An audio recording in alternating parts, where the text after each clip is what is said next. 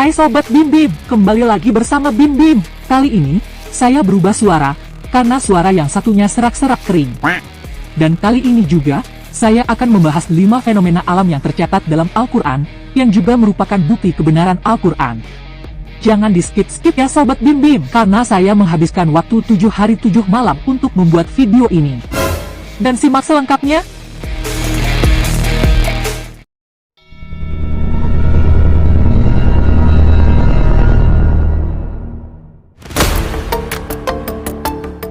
Fenomena alam yang tercatat dalam Al-Quran, yang pertama adalah dua lautan yang tidak menyatu. Fenomena yang satu ini tercatat dalam Al-Quran pada surat Ar-Rahman, ayat 19 hingga 20. Marajal baraini yaltaqi, yang artinya, dia membiarkan dua laut, tawar dan asin, bertemu. Fenomena air laut tidak menyatu, merupakan bukti kebenaran Al-Quran, dalam ilmu pengetahuan.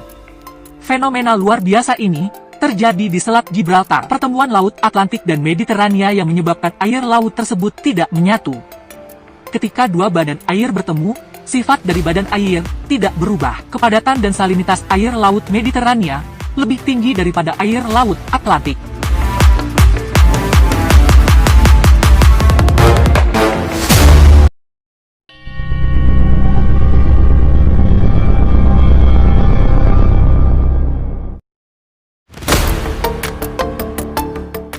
Yuri Bogdanov dan Anatol Zbagovic merupakan seorang ahli biologi berkebangsaan Rusia.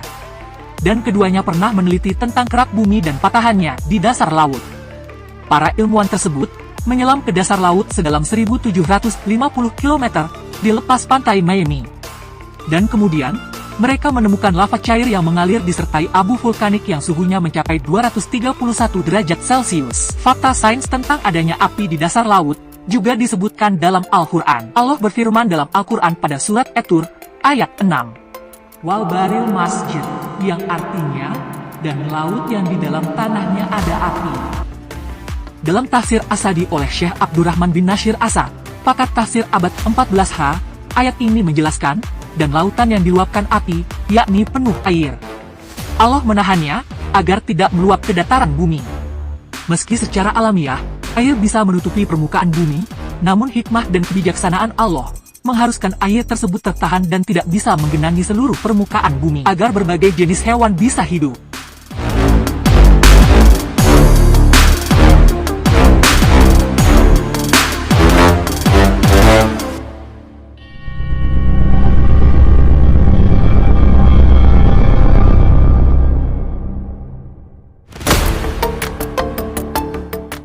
Selain api di dasar laut, ada pula sungai di dasar laut.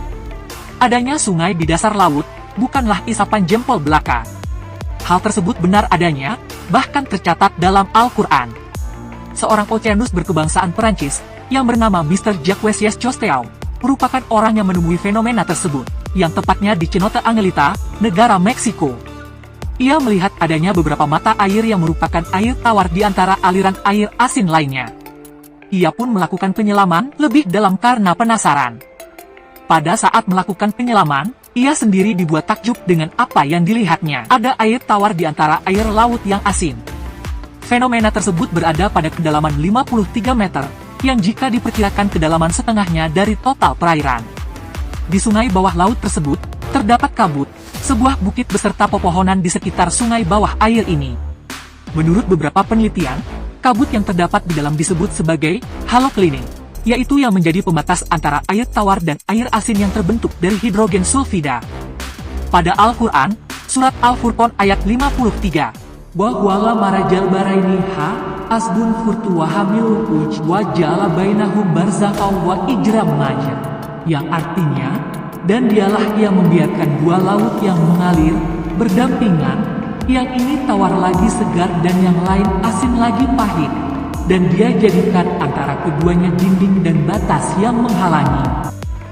Yang artinya, dan dialah yang membiarkan dua laut mengalir, berdampingan, yang ini tawar dan segar dan yang lain sangat asin lagi pahit, dan dia jadikan antara keduanya dinding dan batas yang tidak tembus.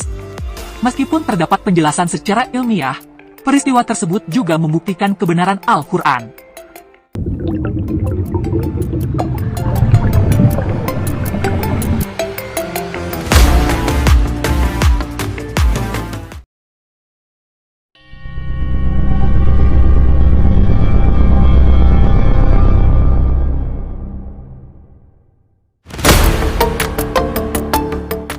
fenomena yang tercatat dalam Al-Quran, selanjutnya adalah Gunung Pelangi. Gunung Pelangi ini berada di area Taman Nasional Zhangye Geological Park. Kota terdekatnya yaitu Zhangye, yang masuk ke dalam wilayah Provinsi Gansu, Cina. Dalam surat Al-Fathir ayat ke-27, dalam surat tersebut, disebutkan bahwa Allah menciptakan gunung-gunung yang diantaranya ada garis-garis putih, merah, hitam pekat, dan beraneka macam warna. ألم تر أن الله أنزل من السماء ماء فأخرجنا به ثمرات مختلفا ألوانها ومن الجبال جدد بيض وحمر مختلف ألوانها وغرابيب سود. Yang artinya, tidakkah kamu melihat bahwasanya Allah menurunkan hujan dari langit, lalu kami hasilkan dengan hujan itu buah-buahan yang beraneka macam jenisnya, dan di antara gunung-gunung itu, ada garis-garis putih dan merah yang beraneka macam warnanya, dan ada pula yang hitam pekat. Sungguh besar kuasanya.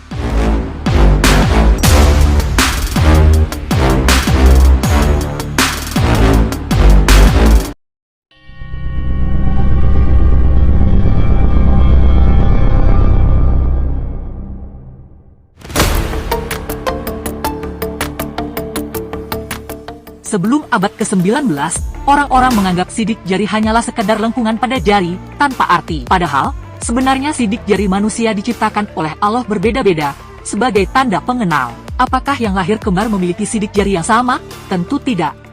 Orang yang kembar identik pun sidik jarinya tidak sama. Pada tahun 1880, penelitian tentang jari jemari manusia dilakukan oleh Sir Francis Galton, dan hal tersebut pun telah tercatat dalam Al-Quran, pada surah Al-Qiyamah, ayat 3. أيحسب الإنسان أن لن نجمع عظامه. Yang artinya, apakah manusia mengira bahwa kami tidak akan mengumpulkan kembali tulang belulangnya? Bukan demikian, sebenarnya kami kuasa menyusun kembali jari jemarinya dengan sempurna.